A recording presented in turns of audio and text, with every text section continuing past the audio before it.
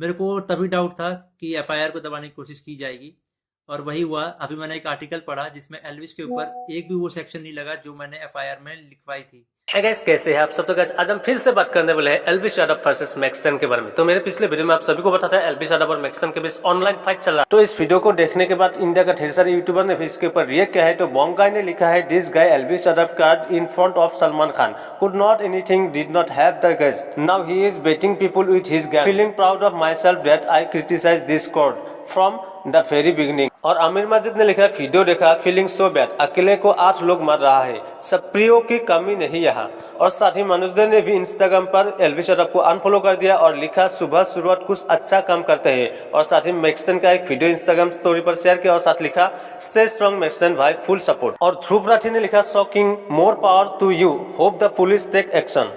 और इसके बाद मैक्सटन ने अपनी ट्विटर और इंस्टाग्राम पर एक वीडियो अपलोड किया। इस मैटर के बारे में क्या कहा है, हम छोटा सा क्लिप देखते हैं। एक तो अटैक करना शुरू कर दिया, ऊपर से बहुत सारे बंदों के साथ आए। ऊपर से ये भी नहीं था कि 1-on-1 फाइट हो, उसके साथ उसके कुछ बंदे थे, वो भी मदद कर रहे थे उसकी।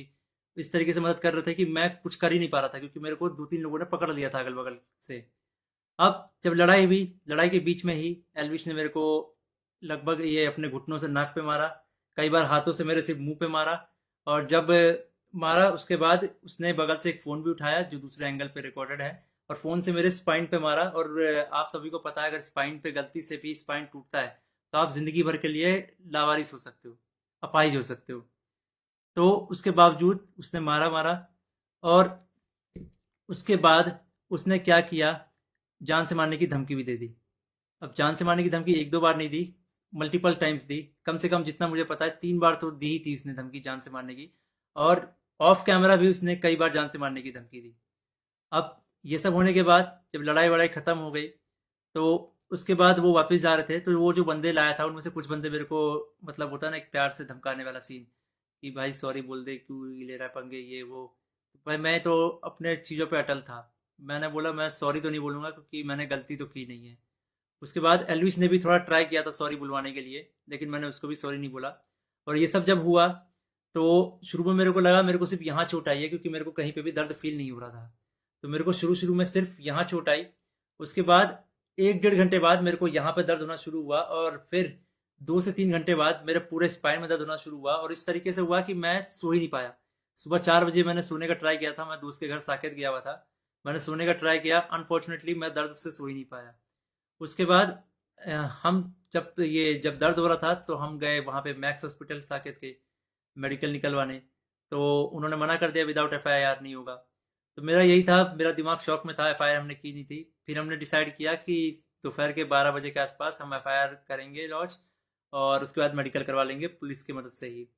तो हम गए एफआईआर करने। अब जब एफआईआर करने गए, तो हमने पूरा बता दिया कि भाई ये सेक्शन लगाना है, अटेम्प्ट टू मर्डर दिख रहा है। तो जो एसएचओ थे उन्होंने बहुत अच्छे से बात की।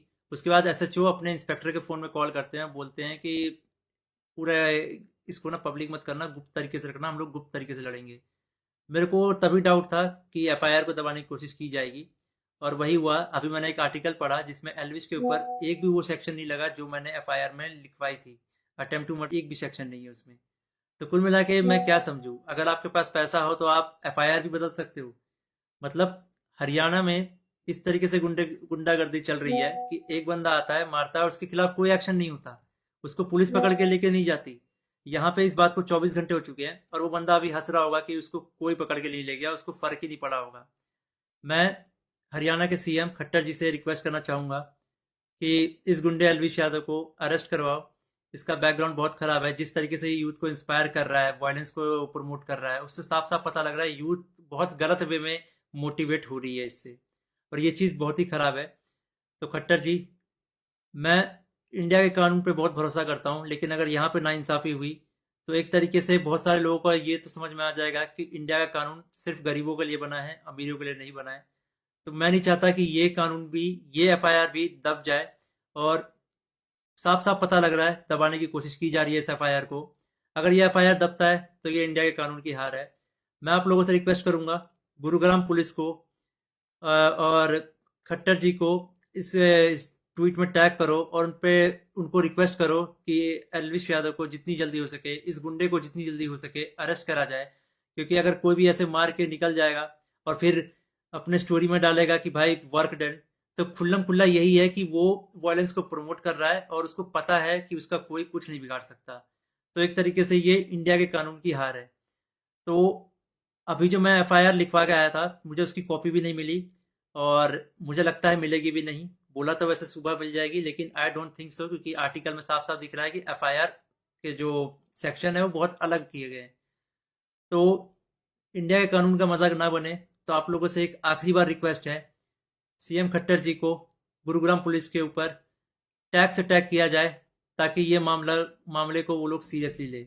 इन द एंड अगर इस बीच में मुझे कुछ भी होता है, मेरे पे कोई भी जानलेवा हमला होता है, इसका जिम्मेदार एलविश यादव होगा, या फिर उसके दोस्त होंगे, या फिर गुरुग्राम पुलिस होगी जिसने मेरे एफआईआर को पूरा का पूरा बदल दिया और पता नहीं क्या एफआईआर लिख दिया। और ये ये इंडियन कानून की बेइज्जती है, ये तो मैंने देख लिया। कुछ नहीं भाई, अगर तुम्हारे पास पैसा हो तो कुछ भी कर सकते हो, ये तो मैंने देख लिया भाई।